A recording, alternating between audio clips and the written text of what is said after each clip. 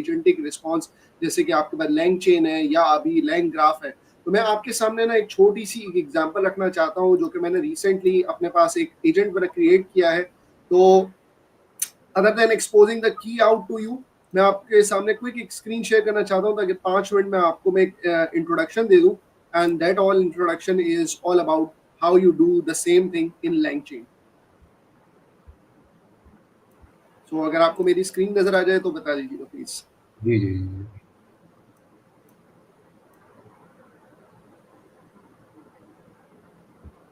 Right, so जी hopefully आपको मेरी स्क्रीन नजर आ रही होगी। एंड कुछ भी नहीं, यहाँ पर मैं एक एलएलएम इस्तेमाल कर रहा हूँ, और इस वक्त एलएलएम के लिए मैं जो है वो यूटिलाइज कर रहा हूँ गूगल का जेमिनाई का फ्लैश मॉडल। जो मेरे सामने यूज केस है वो मेरा पर्टिकुलरली मेरी इंडस्ट्री से ताल्लुक रखता है। I belong from a mutual fund industry, जो कि फाइनेंस इंडस्ट्री है। सो हमारे पास वेरियस एसेट मैनेजमेंट कंपनीज हैं जो कि वेरियस फंड क्लासेस ऑफर करती हैं। कोई बंदा स्टॉक मार्केट में इन्वेस्ट करना चाहता है, कोई बंदा गवर्नमेंट के बॉन्ड्स खरीदना चाहता है, so they can actually buy mutual funds, और म्यूचुअल फंड्स के जरिए वो एक्सपोजर ले सकते हैं। सो ऑफनली हमारे पास ये सवाल रहता है कि as a sales agent the process is के एज अ सेल्स एजेंट आप पहले बंदे की रिक्वायरमेंट सुनते हो कि उस वो कितना रिस्क ले सकता है, उसके अलावा वो जो है वो कितने इन्वेस्टमेंट के होराइजन के ऊपर वो कर सकता है, कितने टाइम बाद अपनी इन्वेस्टमेंट को रिकवर करना चाहता है, कि मैं 3 साल के लिए इन्वेस्ट करना चाहता हूँ या 5 साल के लिए इन्वेस्ट करना चाहता हूँ। राइट, और फिर उसके अलावा कभी कभार ऐसा भी होता है कि यार मैं पर्टिकुलरली अलमीजान में इन्वेस्ट करना चाहता हूँ। तो बहुत एक वेरियस रिक्वायरमेंट्स होती है जो एज ए ह्यूमन हम एब्जॉर्ब करते हैं, और फिर रिकमेंडेशन देते हैं कि यार आपको इस फंड में इन्वेस्ट कर लेना चाहिए, रादर देन कि किसी एक स्पेसिफिक एएमसी की मैं बात करूं। I am talking about a generalized distributor who speaks about also like Al-Mizan and BP funds or any other, right? तो मैं किसी को represent नहीं कर रहा इस वक्त, but rather कि मैं आपको एक generalized solution दिखा रहा हूँ कि what's the context। तो सबसे पहले मैं आपको एक आदत दिखा देता हूँ जो कि हमारी फाइल है, तो मैं इसको रीड कर लेता हूँ थोड़ी देर के लिए। मैं इसको क्विकली रीड कर लेते हैं। हमारी जो म्यूचुअल फंड की फाइल है, my file name is something around it। मैं इसको अपलोड कर लेता हूँ कोलैब के अंदर। That's my file name. ये मेरे पास आ गई है, फाइल लोड हो गई है। पहले मैं आपको दिखा देता हूँ कि इस फाइल में है क्या, तो आपको इसको देख के ही काफी हद तक समझ में आ जाएगा। ठीक है, तो यहाँ पर आपको नजर आ रहा है कि वेरियस कंपनीज हैं, उनके फंड के नाम लिखे हुए आ रहे हैं, उन फंड्स की रेटिंग्स क्या हैं, और ऑब्वियसली उनकी नेट एसेट वैल्यू क्या है, इस साल में फिजिकल ईयर में उन्होंने क्या रिटर्न दिया है, एक दिन में क्या रिटर्न दिया है, 15 डेज का क्या रिटर्न है, 30 डेज का क्या रिटर्न है। हमारी होती है ना रिक्वायरमेंट्स होती है कि यार मुझे वो फंड बताओ जिसने 90 डेज में सबसे ज्यादा रिटर्न दिया, तो ये भी रिक्वायरमेंट हो सकती है। तो इट्स क्वाइट डायनामिक, जो कि अभी आपके सामने मैं दिखाने जा रहा हूँ। अच्छा, यहाँ पर मैंने कुछ चीजें पहले से कॉन्फ़िगर करके रखी। Again this is not doing something on run time to acknowledge कि जो अभी अबील के साथ इश्यूज आए थे कि रन टाइम पे हम कोड लिख रहे थे और हमें मसले मसाइल आ रहे थे, तो वो सबके साथ आ सकते हैं, कोई ऐसा मसले की बात नहीं है। जो कि ये इस वक्त आपको एक फैंसी ग्लूमी पिक्चर दिखेगी कि शायद ये मेरा कोड पहली दफा में चल जाएगा, बट ऐसा नहीं है। जब मैं इसको लिख रहा था तो मेरी भी एक पूरी रात लग गई थी इसको लिखने में। राइट, सो जब आप लर्निंग प्रोसेस करते हो, पहली दफा किसी प्लेटफॉर्म या चीजों के ऊपर काम करते हो, तो ये चीजें आपके पास आती है। Again there is a small fund risk mapping, जिसको हम ये कहते हैं कि यार कोई बंदा कम रिस्क ले सकता है तो वो स्टॉक मार्केट में इन्वेस्ट ना करे, वो इनकम मनी मार्केट के फंड्स में इन्वेस्ट कर सकता है। कोई मॉडरेट कर सकता है तो थोड़ा ऐसे फंड में इन्वेस्ट कर ले जो कि बैलेंस ऑफ 50-50 इनकम और स्टॉक के अंदर जो बैलेंस करता हो। और हाई एक्सपोजर के अंदर अगर हम बात करते हैं कि बंदा बोलता है भाई नहीं मेरे पास ये पैसे हैं, लाख रुपए मैंने उड़ाने, या तो इससे छक्का लग जाए या तो ये पैसे डूब जाए, तो इसको कहते हैं हाई रिस्क लेने वाला बंदा। तो हम उसको बोलते हैं कि यार आप इक्विटी के अंदर इन्वेस्ट कर सकते हो, ओवर द 5 इयर्स आपका जो पैसा वो डबल हो सकता है, इक्विटी हर 5 साल में डबल हो रही होती है। So that's a more risky game. So एक छोटी सी मैपिंग क्रिएट की है जिसको हम लेटर यूटिलाइज करेंगे। फिर उसके बाद आपके पास आता है फंड होराइजन मैपिंग, यानी कि आपको पता होता है कि यार इक्विटी के जो फंड होते हैं वो ऑब्वियसली लॉन्ग होराइजन के ऊपर होते हैं, 4-5 साल के होराइजन के ऊपर होते हैं। तो मैं नहीं चाहता कि यूजर जब मुझे बोले कि मैं शॉर्ट नजरिए से पैसे इन्वेस्ट करना चाहता हूँ अगले 1 साल के लिए, अगले 6 महीने के लिए, तो मेरा जो बॉट है मेरा जो एजेंट है वो बेसिकली शॉर्ट टर्म उसका गोल हो, लेकिन उसको लॉन्ग टर्म फंड जो है वो रेकमेंड करते हैं। तो फॉर दैट मैंने थोड़ी सी क्लासिफिकेशंस बनाई है। These will serve as a criteria for the agents to pick later on और फिल्टर अपॉन देम। ठीक है, फिर आपके पास आती है एएमसी की मैपिंग्स। सो बेसिकली किस कंपनी का कौन सा फंड अवेलेबल है हमारे पास, और फिर उसके बाद हमारे पास कुछ हेल्पर फंक्शंस लिखे हुए। हेल्पर फंक्शंस क्या कर रहे हैं, जो कोई भी एजेंट इस फंक्शन को इस्तेमाल करेगा वो क्या कर सकेगा, वो सिंपली आएगा और तमाम फंड्स को पास ऑन करेगा। यानी कि इस फंक्शन में क्या होता है, तमाम फंड्स इसको प्रोवाइड करें और होराइजन बताएं। वो होराइजन क्या करेगा, वो इस डिक्शनरी को रीड करते हुए उन फंड्स को फिल्टर आउट करके रेलिवेंट फंड्स वापस कर देगा। अब यही फंक्शन जो है वो हमने होराइजन के लिए बनाया है, सेम फंक्शन हमने रिस्क के लिए बनाया है।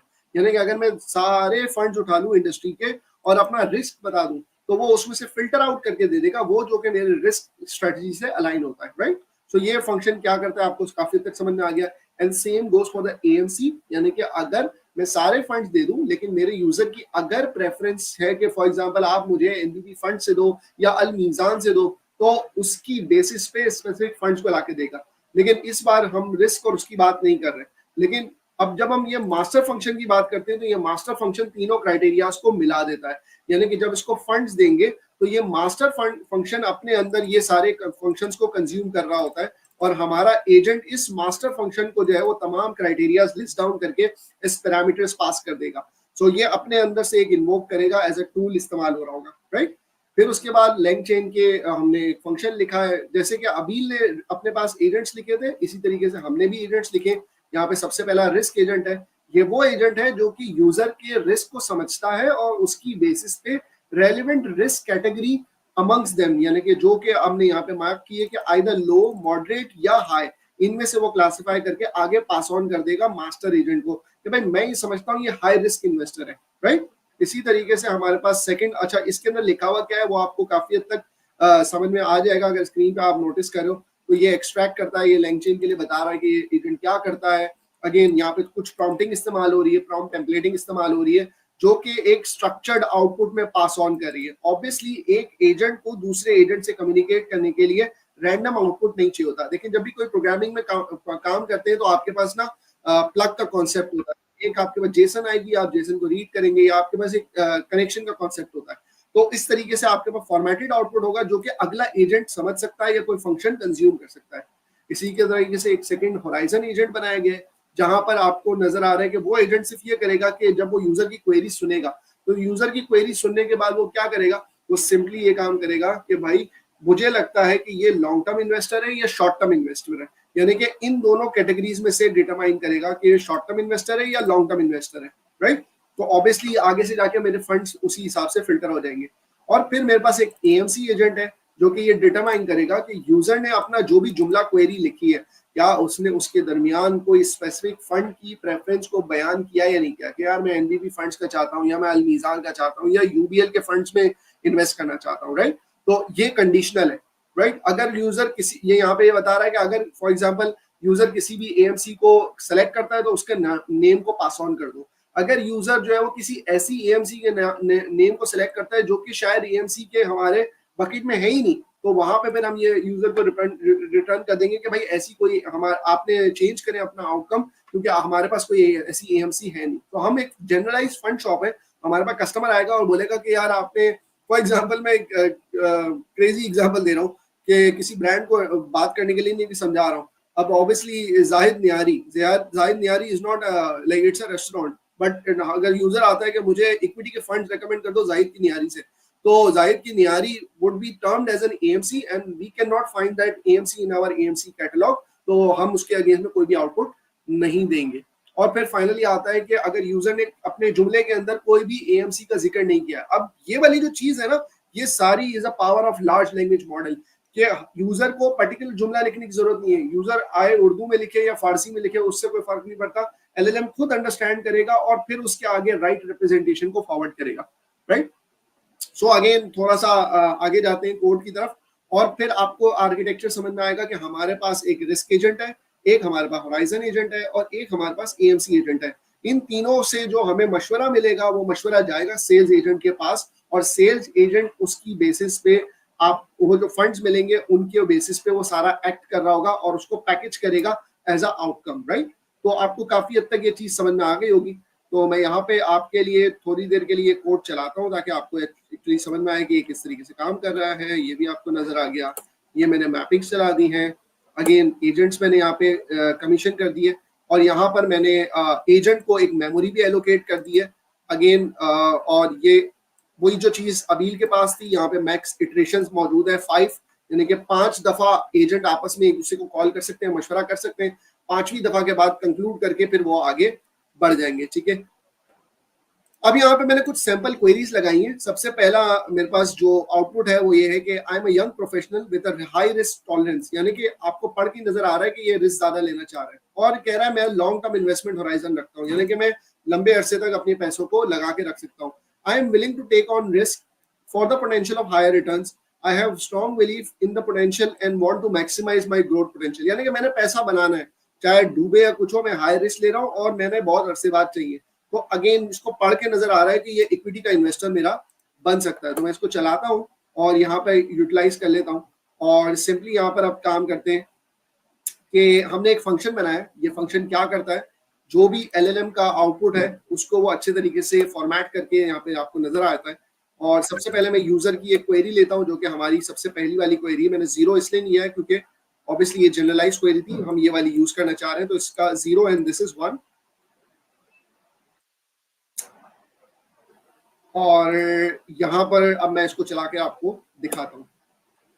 सो आई होप के ये मेरी लाज रखे और चले सही तरीके से पहली दफा में। तो आपको ये नजर आ रहा है कि मैंने लिखा है, मैंने इस जुमले के साथ पर्टिकुलरली थोड़ा सा और अपेंड भी कर दिया, recommend from Habib bank, obviously HBL की अपनी एएमसी है, और मैंने कहा है फॉर एफआईटीडी रिटर्न, तो ये डायनेमिकली पॉपुलेट करेगा बेस्ड ऑन के 30 डे के क्राइटेरिया पर नहीं, बल्कि physical year to date criteria के बेसिस पे बात करेगा। ठीक है, सो अब आप करें। अब ये एजेंट ने सारी चीज बता दी। रिस्क एजेंट ने आउटपुट क्या दिया है, हाई रिस्क है। होराइजन एजेंट ने कहा कि भाई लॉन्ग टर्म इन्वेस्टर है। एएमसी एजेंट कहता है इसकी प्रेफरेंस एचबीएल है। सेल्स एजेंट ने सारे फंड्स फेच किए इन सारे क्राइटेरियाज की बेसिस पे, और उसने एचबीएल के तमाम फंड्स जो है वो मुझे प्रोवाइड कर दिए as a recommendation. So this is a quick inspiration for people who want to develop agentic platforms, जो कि चीजें अपनी डेवलप करना चाहते हैं। आई होप कि आपको ये वाली छोटी